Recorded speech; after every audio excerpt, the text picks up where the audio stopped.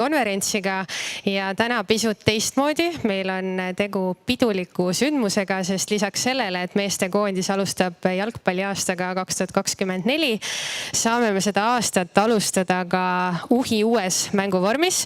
Ja selleks, et sellest paremini rääkida, seda tutvustada, oleme palunud endaga liituma siia AS Jalajälje juhatuse liikme Rainer Taps. Tere, Rainer! Annan sulle ka mikrofoni. No räägi meile natukene sellest vormist, mis on sellel erilist, mille poolest see välja paistab, kuidas sina iseloomustaksid seda Eesti koondise uut vormi? Tere, et minust Eesti koondise kõige erilisemaks teeb see, et ta on sinine. Imeilusalt sinine, see on, ma ütlen, alati kõige parem asi.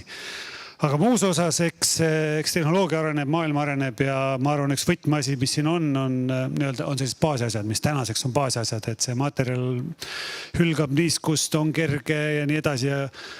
Aga mis on hästi tähtis ja on tänapäeva taaskasutus maailmas, ehk siis see, et see lõige on selline, et näiteks, et küljepaneelid on tehtud selliselt, et on minimaalselt tekib jääke. Ja mis on, ma arvan, kõige tähtsam, et see kogu särk on tehtud taaskasutatud materjalidest. Vana plastikpudelid, sõna otseses mõttes on kõige paremad näited sellest. Ja mingi fun fact on see, mida mulle tooteinimesed väitsid, et sellel on selline unikaalne sikasaka muster, mis tähendab seda, et ükski särk ei ole sarnane teistega. Ehk siis see muster varieerub ja sõltuvalt, et kuhu ta täpselt satub erinevate särkidel. Et ma arvan, selles osas on igati unikaalne. Ja sina, kes sa oled näinud seda koos kasvamise protsessi alates aastast 2000 või peaaegu, ühesõnaga Eesti koondis on kandnud vorme, Nike vorme aastast 2000. Milline sinu enda isiklik lemmik on? Jah, ma olen peaaegu kõiki näinud. 2000 alustati, mina alustasin 2002 ja eks siis seda esimest kraega vormi ei näinud. See oli omamoodi ilus, aga raske ja see, aga ma arvan, lisaks sellele, et see uus vorm on väga mõnusalt kerge, siis ma arvan, ma ei mäleta, mis aastas oli 2011 või 2012 oli selline kraega särk, mis mulle väga meeldis, aga mis on uute särki hea, et nad on kerged. Et ma arvan, kui just võtta see esimene särk ja panna teine kõrvale, siis nad on ikka täitsa, üks särk kaalub 3 korda rohkem kui teine. Ja kõigile fännidele siis ka teadmiseks, et alates tänasest saab neid särke teamsport.ee lehel eeltellida ja kauplustesse jõuavad need siis alates 21. märtsist. Aitäh, Rainer! Palun! Ja nüüd jätkame meeste koondise pressikonverentsiga.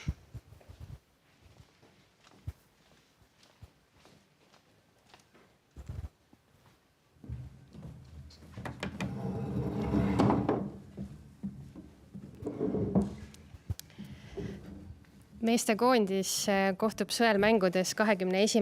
märtsil Poolaga, võõrsil Varssavis ja teine mäng mängitakse 26. märtsil. Kas saab see olema teine sõelmäng või siis maavõistlus? Seda selgitab esimene kohtumine ja nüüd saab esitada küsimusi koosseisu ja eesolevate mängude kohta peatreener Toomas Äberlile. So we will continue in English. If you have any questions, you may raise your hand. Hello, Thomas. Hello. First of all, how difficult it was to make that final selection for those really important games? Yeah, it was not so much difficult than normal. We have done the job. We observed all the players. And of course, some they played more, some less. So it was some players more difficult than the others. But in overall, it was like a normal way, I would say. Ragnar Klavan is back in the team after a quite long time. What does it mean for Estonian national team? Yeah, it's super for the team, for us to have him for this gathering. Of course, we have to see tomorrow as well the game, and of course it's important. The experience, we have to see how we can use him, and but it's a super story, yes. Karol Mets is also in the list. What's his current health situation? He had some problems last weekend. Yes, it was like the Saturday was not that luckily, I should say, at first any of then Mets. At the moment, we look day by day. We will see. Maybe he's tomorrow in the squad in St. Pauli. That is a good news. But of course, it's quite short. So we will see day by day. But normally he should be ready. What's the health situation with the Estonian national team captain Konstantin Vassiljev? He hasn't played this season yet. Yeah, he made the preseason like 6-7 weeks. Then he came this muscle problems. So similar situation. We'll see tomorrow how if he gets minutes or not. We will see. We have to decide tomorrow as well after this game. Of course, he's in a situation that we have to do smart decisions. You mentioned Sergei Zinev, also Mattis Käit is missing. How big of a loss are those players that they can't help Estonian national team? Yeah, of course, like those two players, they have speed. And speed is really important on international level. So, yeah, we know it longer from Käit. Of course, we can't normally one-to-one replace him. This quality, we don't have a player with this speed and these technical skills. For Sergei, of course, it's tough for him as well. I think he missed as well 2012, this game. So now again, and for us, of course, he has an extra speed, so we can't use him. This is how it is. What happened with Martin Miller and Rocco Robert-Shane? They are mentioned as injured players last week and they played. Yeah, Martin Miller, he got 2 days before in the training, so he has a knee injury, so he will be 3 or 4 weeks out. And Rocco, we were in contact the whole time with the coach as well, so we decided not to take him because he was able to play 20 minutes, 30 minutes, and before he hasn't played 5 months, so he as well thought I'm not 100% ready, and we took this decision that yeah, it can go to 120 minutes, so we need players who they feel they can play at least more than 30 minutes. There's one huge surprise in the team, Kaspar Laur. Can you a bit elaborate this selection? Yeah, we went through different scenarios, and one scenario we can use him, and so it's a special game, and yeah, we invited him. So he's a kind of joker for you to put it in the end in the forward, or is he, in your opinion, he's a defender, or how do you see him? Yeah, that we will see on Thursday. Maybe it's a surprise for everyone. So let's see where he will play, and yeah, let's see. But what qualities you see in him? Yeah, his training is a defender, but he played as well some games as a forward. I think it's not new in Estonia. Some players they started as a striker, and at the end, like Jonas Tam, they finish as a defender. Maybe he goes the opposite way. But he's, of course, we don't have to speak about the height, and he has certain qualities that can help us. One player who's back in the team is Markus Soomets. He was kind of a key player for you before his injury. How do you rate him at the moment? What have you seen this season? Yeah, he's back. We are really happy to have him back because he's in the center, an important element in our game, or was. He was 1 year out now. So he's strong in the duel and he has qualities, and I think he's even a little bit stronger than 1 year before. Georg Palumets made a wonderful debut in January. Now he's in the team. For example, Georgi Dunjov is missing. Is it Palumets really great? Are you satisfied what he showed in January, or what? How you describe this selection?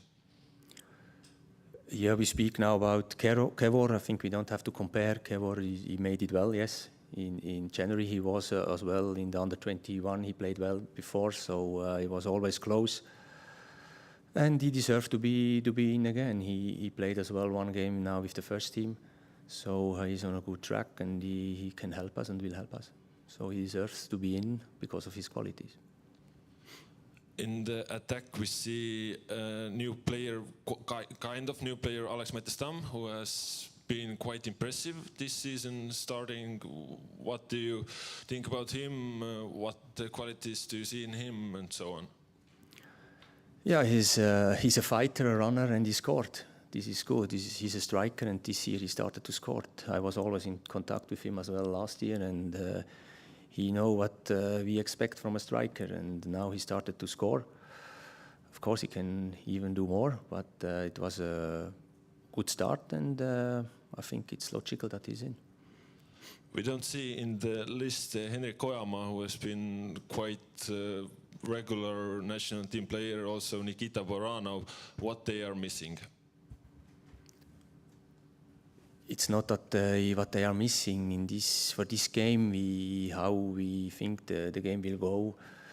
We need those qualities that we have in, and Oja was a tough decision. It was always in, and this time I spoke with him as well to not take him. Because we went with other players,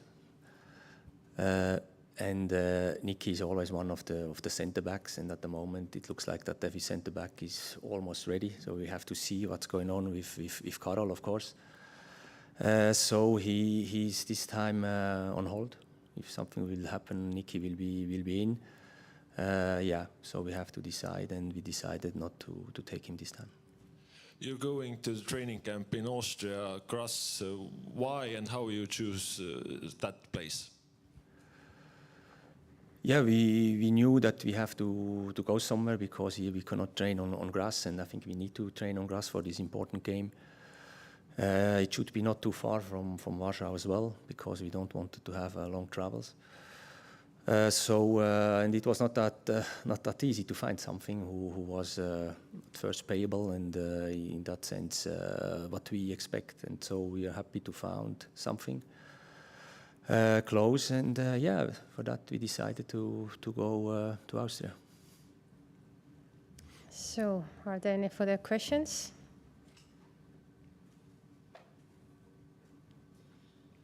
In terms of injuries, is this the worst situation you've had as the head coach of Estonia? If we don't count the 2001, the infamous COVID window when almost the entire team was in isolation. No, it was like, I remember last year we have always 5-6 players who weren't in, so it's not lucky or not nice, but in that sense not new. I hoped it would be better this year, but it goes a little bit in the same way. So we have to take that 4 or 5 important players are always missing. It is how it is. In terms of Kaspar Laur again, he wasn't involved in January. I've heard that he wasn't even in the preliminary squad this window. Do you think that, or don't you think that it will give a wrong signal to the players who were involved in January, who were involved in the team before, if someone like him gets in the team after playing about 30 minutes this season, I think? Mm-hmm. I think it's not the story about signals in these 2 games. We have to, it's all or nothing games, and we have to think about certain scenarios, and we have some players that are missing, and some players, they showed what they showed, and we have to think, can they help on this level to score goals or to give us something extra? And we took these 5 attackers or offense player who we have now, and the others, they know what they have to do.